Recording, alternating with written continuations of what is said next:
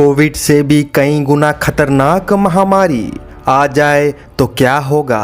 अगर कहीं सुनामी, कहीं तूफान, कहीं बाढ़, कहीं भूकंप बड़े स्तर पर होने लग जाए तो क्या होगा? अगर मनुष्यों को खाद्य के लिए अन्न ना मिले तो क्या होगा?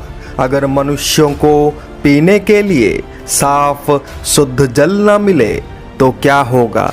अगर बड़े संख्या में व्यापार, नौकरियां समाप्त हो जाए तो क्या होगा? इन सब का उत्तर एक है, तृतीय विश्व युद्ध। वैज्ञानिकों ने तिब्बती ग्लेशियर से निकाले 15,000 साल पुराने वायरस। जब पूछा गया कि क्या यह वायरस मानव जाति के लिए खतरा बन सकता है अगर संक्रमित होकर फैल गया, तो उत्तर में वैज्ञानिकों ने कहा कि नहीं, कोई संकट नहीं है, परंतु साथ में ये भी कहा कि 33 वायरस में से 28 वायरस जो निकले हैं उनके बारे में हमें अभी तक कोई जानकारी नहीं है।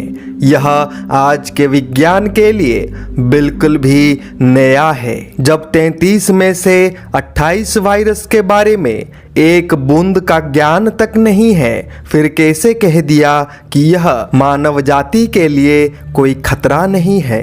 और ऊपर से जो ग्लेशियर ग्लोबल वार्मिंग की वजह से पिघल रहे हैं, पृथ्वी के अस्तित्व पर सबसे बड़ा संकट पैदा कर रहे हैं, उनको खोद कर संकट को और ज्यादा बढ़ाने के लिए किसने अनुमति दे दी? विज्ञान मानव कल्याण के लिए होता है, लेकिन आज कुछ वैज्ञानिक उसी विज्ञान के माध्यम से मानव जाति को विनाश की तरफ ले जा रहे हैं। ये सब मैं इसीलिए चर्चा कर रहा हूँ क्योंकि 600 सालों पूर्व पंच सखाओं की रचना ग्रंथों की मालिका में ये वर्णित है कि ग्लेशियर्स में छुपा हुआ एक पुराना वायरस फिर से बाहर आकर मानव जाति को विनाश करेगा और इसका इलाज किसी के पास नहीं होगा। ये वायरस इतना विनाशकारी होगा कि केवल कुछ ही सेकंड्स में लोगों की मृत्यु हो जाएगी। और मुझे पूरा शक है कि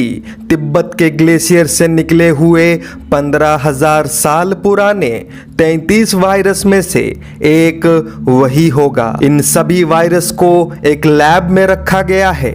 अगर एक छोटी सी गलती हुई तो हम सबको मालूम है परिणाम क्या होगा।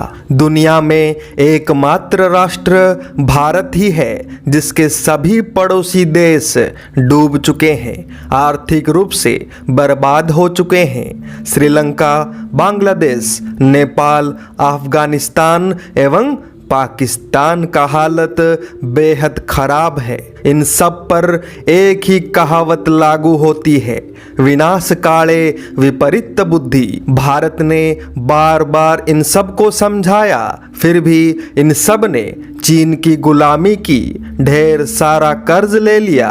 अब चुकाने का वक्त आया तो ठन ठन गोपाल। भारत खुद अनेकों संकटों का शिकार है, फिर भी हमने हमारे पड़ोसी देशों की जरूरत से ज्यादा मदद की है।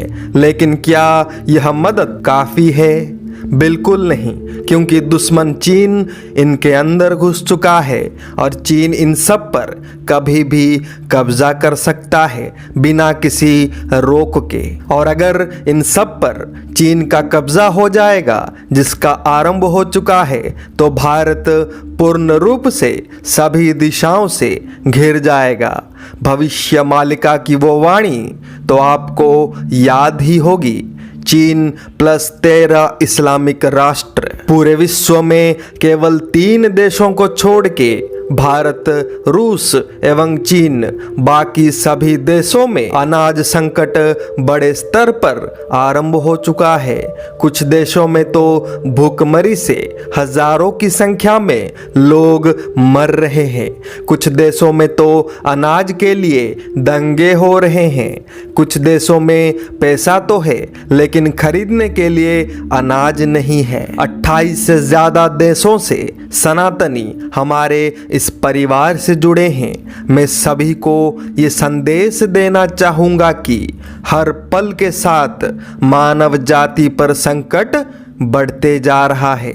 इन विपरीत परिस्थितियों का हम सबको एक साथ होकर लड़ना ही पड़ेगा और कोई उपाय नहीं है।